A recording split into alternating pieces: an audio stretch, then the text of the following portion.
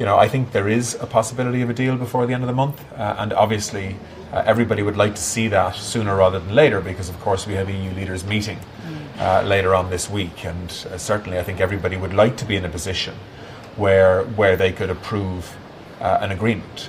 But we certainly aren't there yet. And Michel Barnier was very clear last night that there's still a big gap between the two sides and there's still a lot of work to do. And I don't have a detailed readout in terms of how the negotiations have gone today yet. I've said that we need to be cautious. We really need to take our lead from the EU negotiator, who's Michel Barnier.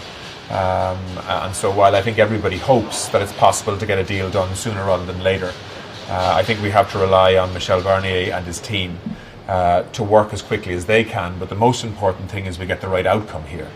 And if that takes a little bit longer, so be it.